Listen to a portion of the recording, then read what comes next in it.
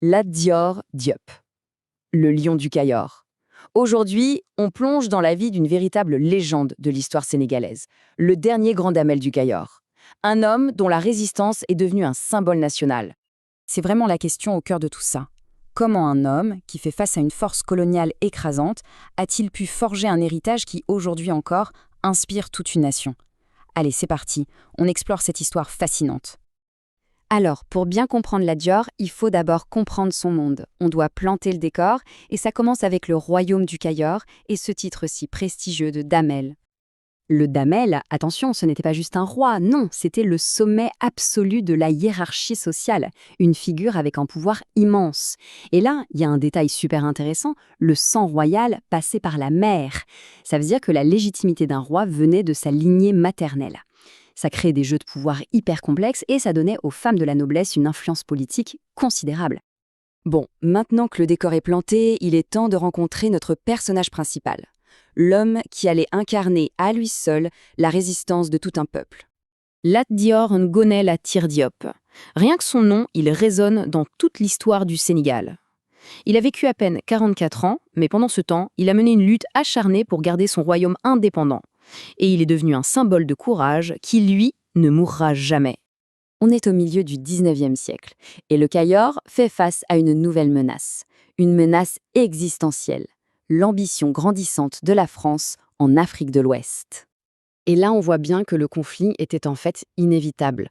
D'un côté, on a Lat Dior qui veut juste protéger l'autonomie et le mode de vie de son peuple. De l'autre, les Français qui voient le Cayor comme un obstacle à leur grand projet économique, surtout cette fameuse ligne de chemin de fer qui devait passer en plein sur son territoire.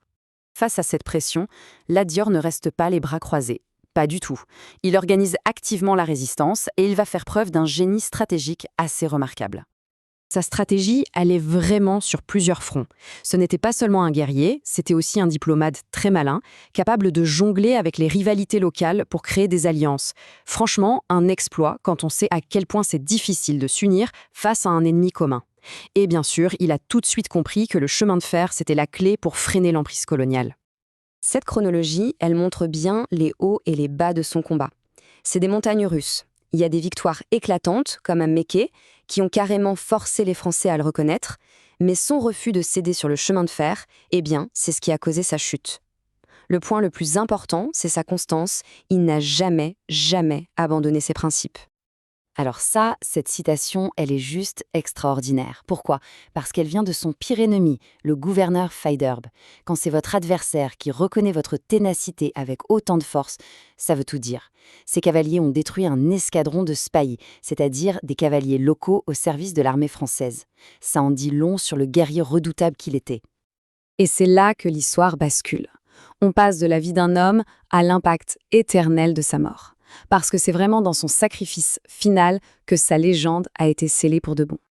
Retenez bien cette date, le 26 octobre 1886. C'est le jour où l'homme est tombé et où le symbole est né. C'est le jour de la bataille de Dékélé. Ce n'était pas juste une défaite, non, c'était un combat désespéré, un barreau d'honneur. Le fait qu'il soit mort là, avec ses fils à ses côtés, ça montre juste l'ampleur du sacrifice. Et écoutez ça. Encore une phrase, attribuée à Faidherbe juste après la mort de Lat Dior. « Ceux-là, on les tue, on ne les déshonore pas. » Quel hommage puissant. C'est la reconnaissance du respect qu'un tel guerrier inspirait, même chez son pire ennemi, même dans la mort. Et là, la boucle est bouclée. C'est la transformation parfaite du héros en mythe. Les mots de son ennemi, censés être un hommage funèbre, sont devenus la devise de l'armée du Sénégal indépendant. C'est un retournement de l'histoire qui est juste incroyable. Aujourd'hui, au Sénégal, l'héritage de Lat Dior est partout, vraiment partout. De cette statue immense qui se dresse à Dakar, au stade qui porte son nom, en passant bien sûr par la devise des soldats, sa mémoire est vivante et elle continue d'inspirer. On termine sur cette question. L'histoire de Lat Dior Diop nous rappelle quelque chose d'essentiel. La fierté d'une nation, elle se nourrit souvent des récits de celles et ceux qui se sont battus pour sa dignité. Son combat, même s'il a été perdu militairement, a planté les graines d'une identité nationale.